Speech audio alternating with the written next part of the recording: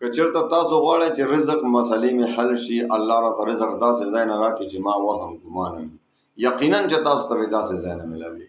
بس اسانه غونې وظیفه ورته هم دی یا وهاب. یو خدا چې تاسو اجازت تاسو ته عام دی، ټولو وروڼو خویندو ته اجازت، ټولو مسلمانانو ته عام دی. اجازت مه غواړئ، څوک په کمنټ کې څوک په واټسپ باندې اجازت یې غواړي. اجازت مه غواړئ، اجازت بالکل عام دی. دوو شرطو سره چې د 5 وخته مونځ پابندي کوئ او د رزق حلال طلب کوئ، حرام نه ځان ساتئ. انشاءالله تاسو ټول ته خصوصي اجازت دی. وظیفه درته ښیم، یو دا چې تاسو د چاشت مونځ مه قضا کوئ.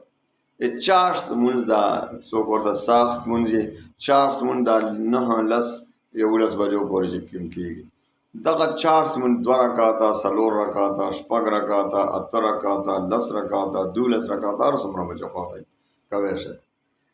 دغه چاشت مونځ په آخري سجده کې یو وظیفه ده، هغه چې دی نو تاسو وګورئ، تاسو به انشاءالله العزیز تاسو په دې عمل شروع کړئ. تاسو څومره قرضې به تاسو په لکونو کروڑونو قرضې دي انشاءالله څو ورځې کې به ختم شي. نو تاسو به آخري سجده چې کله کوئ، یعنې د چاشت مونځ د تاسو آخري سجده وي، ته بیا نور مونځ ورپسې نه کوئ، 2 رکعاته کوئ 4 کوئ 6 کوئ هر څو چې کوئ، خو ستا آخري سجده وي. په آخري سجده کې به سبحان ربي الاعلی نه بعد، یعنې چې 3 ځله یا 5 ځله یا 7 ځله سبحان ربي الاعلی وایې، هغې نه پس به 11 پیرې یا وهاب وایې، یا وهاب یا وهاب یا وهاب، 11 پیرې دې ووایي.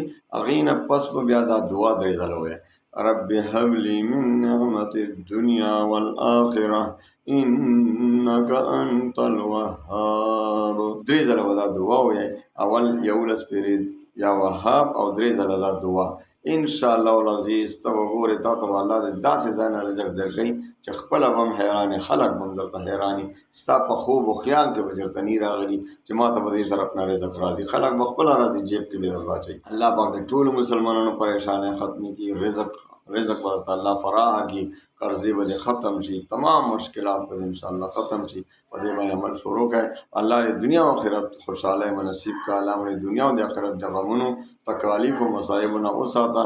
و آخر دعوانا ان الحمد لله.